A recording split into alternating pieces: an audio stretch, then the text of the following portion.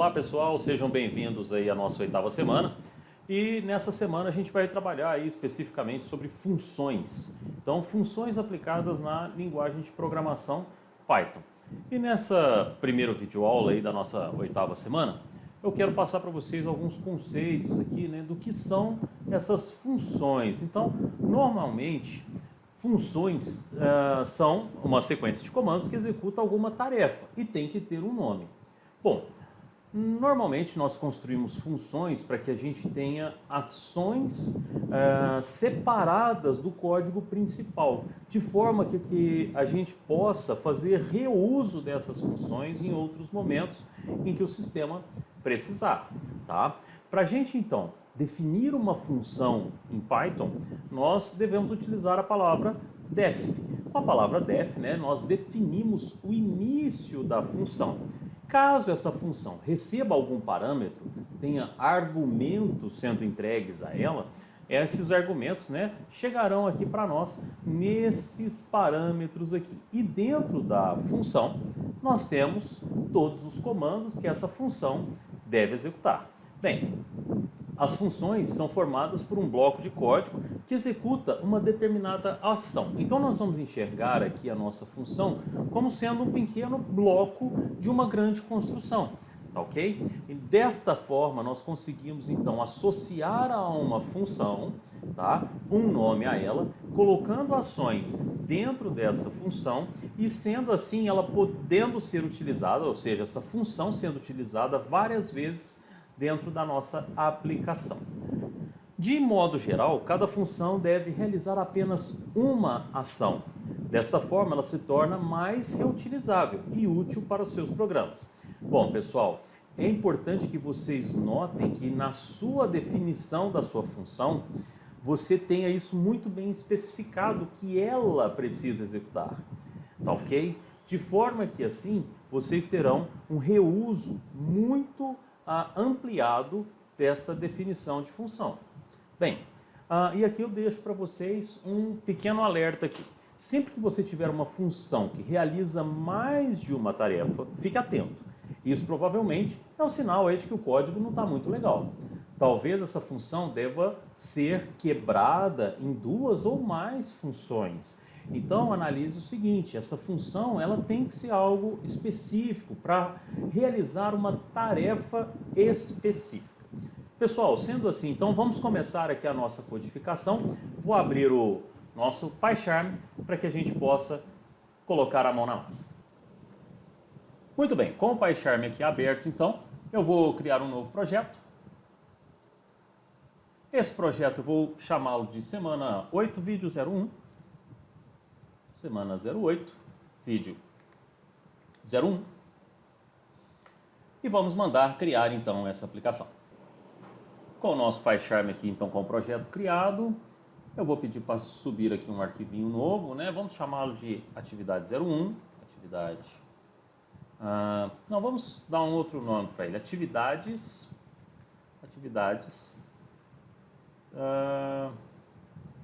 da semana 8. Muito bem. Para esse primeiro exemplo nosso aqui, eu preparei um pequeno exercício para que a gente possa resolvê-lo juntos, então. Então vamos entender, ó, faça um algoritmo, né, uma aplicação aí em Python que solicite ao usuário números e os armazene em um vetor de 10 posições. Então aqui a gente vai trabalhar com vetor, né, o nosso querido array. Cria uma função que receba o vetor, então a gente vai ter uma função separada que vai receber por parâmetro esse vetor, preenchido e substitua todas as ocorrências de valores positivos pelo valor 1 e todos os valores negativos por 0. Bom, vamos lá então. Pessoal, para que a gente faça a definição, a construção do da nossa função, nós vamos criá-lo primeiro aqui. Então eu vou criar uma função, uma def, denominada troca, que vai ter por parâmetro um array aqui, um vetor. Joia? Muito bem, coloquei 2 pontos ali e vamos começar. De forma que eu vou percorrer esse range por 10 vezes. Muito bem. E aí eu vou começar os testes, né? Então essa função é para que ela percorra o array e faça aquelas trocas, né? Então olha só, eu vou percorrer o nosso array na posição i. Se o valor que estiver lá for maior que 0, o que eu tenho que fazer? Eu vou pegar o valor que está lá e vou gravar 1 nessa posição. Tudo bem? Opa! Tudo bem? Beleza. Agora, se não,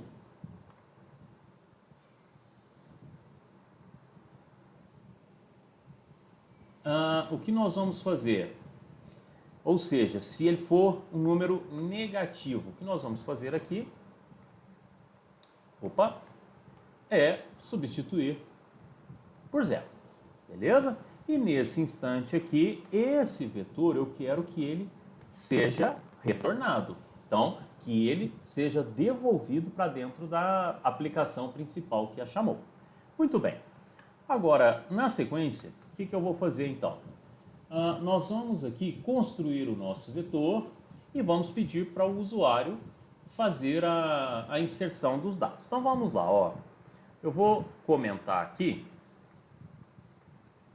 construindo o vetor, o array.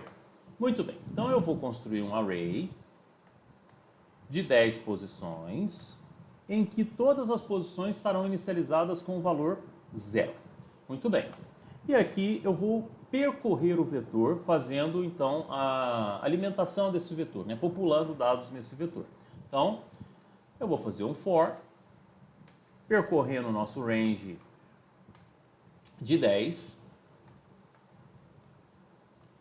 E aí eu vou começar a gravar os dados dentro desse array, como a gente já viu anteriormente, né?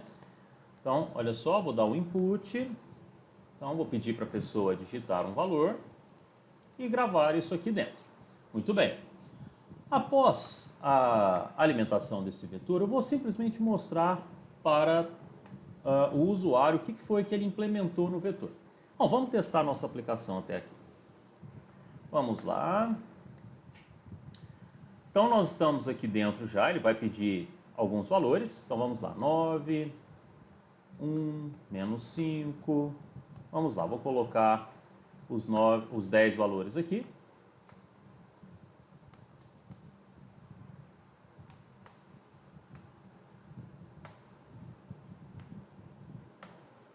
Muito bem, ele mostrou aqui para nós então, ele deu o print, certo? Mostrando todos os valores do vetor. Agora, o que a nossa aplicação tem que fazer? Feito isso aqui, então, voltando aqui no código, eu vou chamar a nossa função, entregando para ela o nosso vetor. Nosso vetor vai chegar aqui, ele vai tratar e vai retornar o novo vetor. Assim que ele retornar esse novo vetor, eu vou pedir, então, para que ele nos mostre esse vetor. Vamos lá, vamos rodar isso aqui novamente e vamos ver se isso aqui funciona. Vamos lá, vamos digitar alguns valores. 4, 0, vamos lá.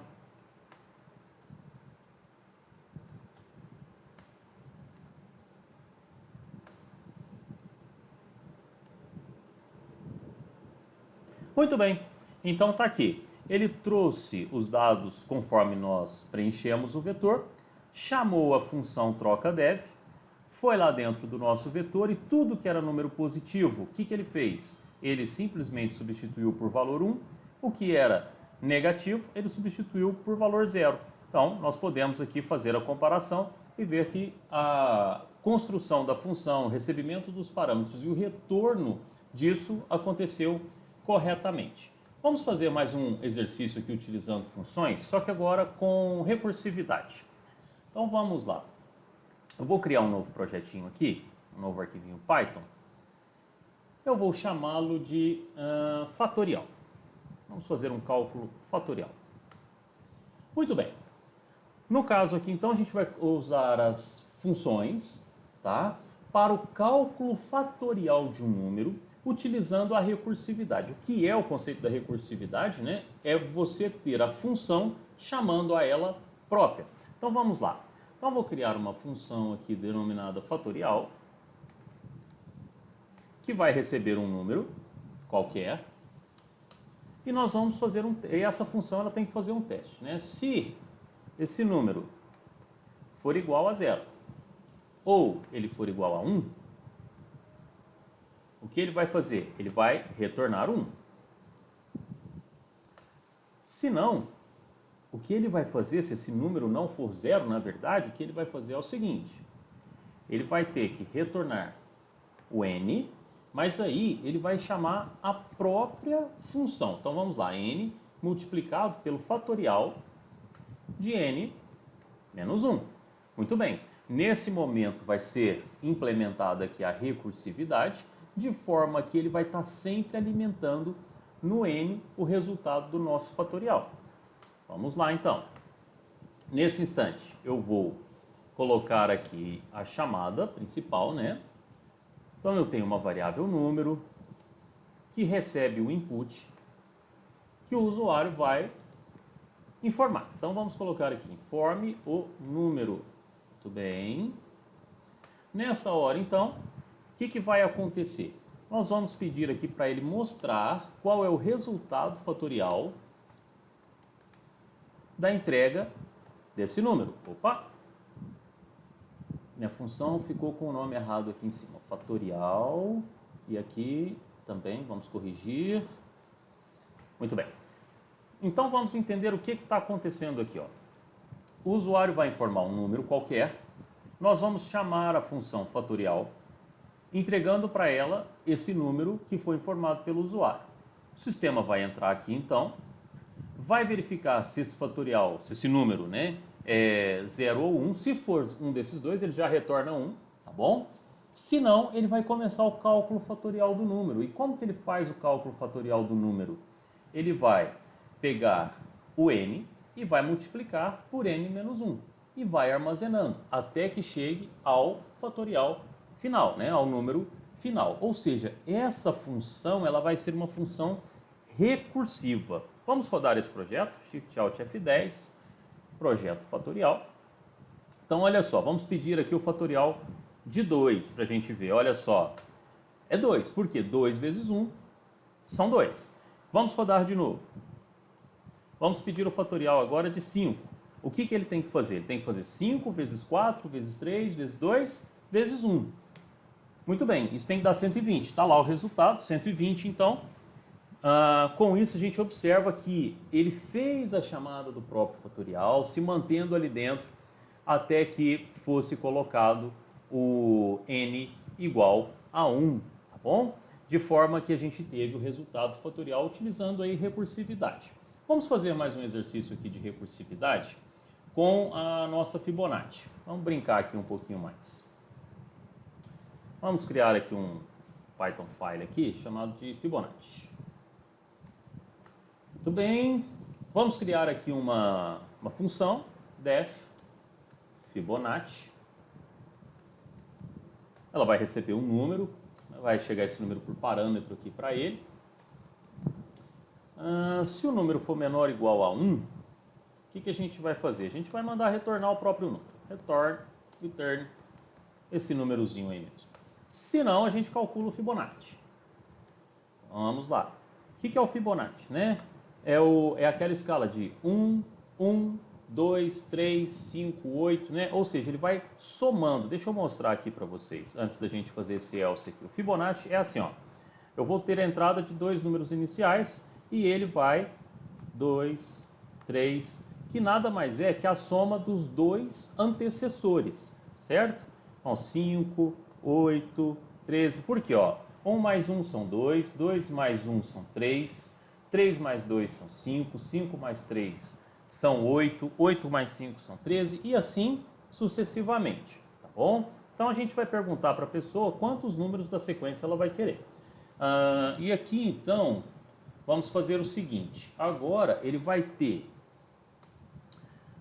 que retornar o Fibonacci de num menos 1 mais o Fibonacci de num menos 2, certo? Porque é a soma do anterior e do anterior, certo? Então ele já fez aqui esse cálculo para nós, porque o num menos 1 é a casa anterior e o num menos 2 são duas casas anteriores. Então eu vou ter aqui, ó, vamos fazer uma pergunta aqui agora na aplicação, né? Vamos dar um input, informe posição do Fibonacci. Então, que posição que você quer do Fibonacci? Vamos lá. Até que posição, né, na verdade. Aqui, maravilha, vamos dar um espacinho aqui. Pronto. E aí nós vamos fazer o seguinte, ó, que o nosso resultado, vamos criar uma variável resultado aqui, resultado, vai receber o Fibonacci pós menos 1. Muito bem. E aí eu vou imprimir esse resultado aqui, vamos lá. O Fibonacci vamos lá, vamos fazer assim.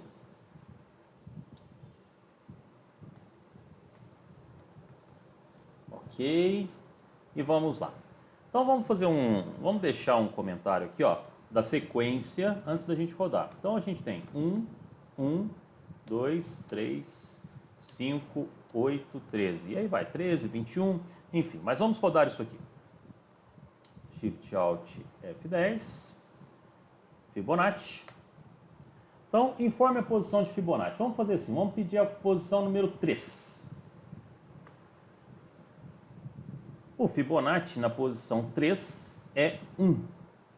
Bom, nós temos aqui uma pequena diferença, então vamos ver o que está acontecendo.